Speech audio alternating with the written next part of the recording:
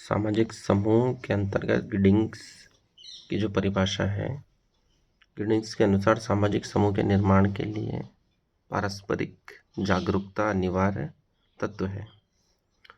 पारस्परिक जागरूकता गिडिंग्स से जोड़कर हमें बनाने कीवर्ड पारस्परिक जागरूकता है। गिडिंग्स को गिद्ध के रूप में मान लेते हैं, जो हमेशा जागरूक रहता है। वह अपने शिकार को बहुत ऊंचाई से आकाश से ही देख लेता है, वो शिकार कर लेता है। तो गिडिंग्स को जागरूकता से आसानी से जोड़ा जा सकता है। गिद्ध की अर्थात गिडिंग्स की जागरूकता, यह समूह के लिए परिभाषा का कीवर्ड हो गया। किसके प्रति? तो समूह के प्रति जागरूकता को पारस्परिक जागरूकता से जोड़कर याद रखा जा सकता है। उदाहरण के लिए एक रेलवे स्टेशन पर खड़े यात्रियों का समूह तब तक सामाजिक समूह नहीं कहलाता है जब तक वो एक दूसरे को प्रभावित नहीं करते हैं या परस्पर जागरूक न हो। ऐसा बोगार्डस, फ्लेमिंग और जॉनसन ने कहा है। आदि ने सामाजिक समूह के अध्ययन को ही समाजशास्त्र कहा। बोगार्डस, फ्लेमिंग और जॉनसन ने क्या कहा है? सामाजिक समूह के अध्ययन को ही समाजशास्त्र कहा है। समूह के अध्ययन को समाजशास्त्र बोगार्डस, फ्लेमिंग और जॉनसन ने कहा है। गिलेन ने क्या कहा है?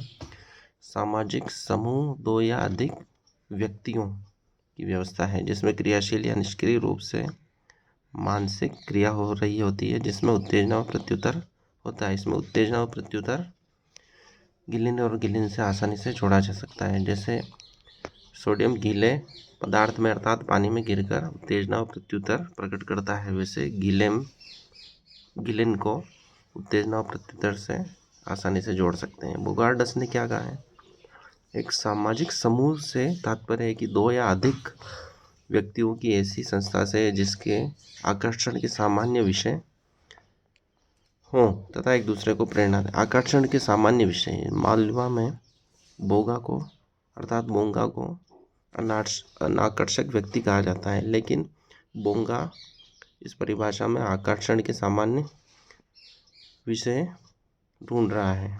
तो आकर्षण के सामान्य विषय से बोंगा को आसानी से जोड़ा जा सकता है। मालवी भाषा को जिसे ज्ञान है वो आसानी से बोगार्डस को आकर्षण के सामान्य नियमों से जोड़ पाएगा और एक दूसरे को प्रेरणा देते हैं।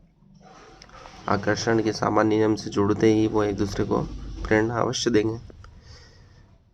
तो वो सामाजिक समूह की परिभाषा में कीवर्ड हो गया आकर्षण के सामान्य विषय तथा एक दूसरे को प्रेरणा देना। लैंडिस की क्या परिभाषा है? जब दो या अधिक व्यक्ति सामाजिक संबंध स्थापित करते हैं तो वहाँ सामाजिक समूह होता है। दो से अधिक व्यक्ति से सामाजिक संबंध स्थापित करते हैं तो लैंड अर्थात पृथ्वी माता, पृथ्वी से हमारा संबंध जन्म से ही है, तो ये लैंडिस को सामाजिक संबंध स्थापित करने से आसानी से जोड़ा जा सकता है। ग्रीन ने क्या कहा है? समूह व्यक्तियों का संग्रह है जो स्थायी है, जिसके एक या अधिक सामान्य हित एवं क्रियाएं होती हैं। सामान्य हित, हरियाली, ग्रीन अर्थात हरियाली, जहाँ पे भी ग्रीननेस होगी वो सामान्य हित से जुड़ जाएगा। जितनी भी सामान्य हित व क्रियाएं हैं वो हरियाली पर ही आधारित हैं, तो ग्रीन को आसानी से सामान्य हित एवं क्रियाओं से जोड़ सकते हैं, जो समूह की परिभाषा के अंतर्गत आता है। ग्रीन ने कहा है समूह व्यक्तियों का संग्रह है जो स्थायी है। पृथ्वी पर हरियाली स्थायी है, परंतु इसको किसको बनाए रखना है? मनुष्यों को सामान्य हित एवं क्रियाओं से बनाए रखना है। तो इसको कीवर्ड सामान्य हित एवं क्रिया है जो संगठित है। समूह व्यक्तियों का संग्रह जो स्थायी है, जिसके एक या अधिक सामान्य हित एवं क्रियाएं हैं जो संगठित हैं।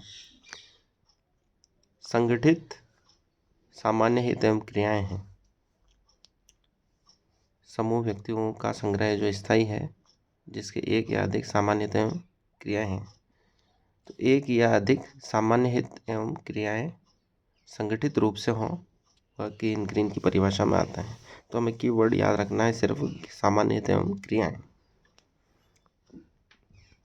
ग्रीन अर्थात हरियाली से हम सामान्यतम क्रियाओं को जोड़ देंगे तो ये आसानी से याद रखा जा सकता है।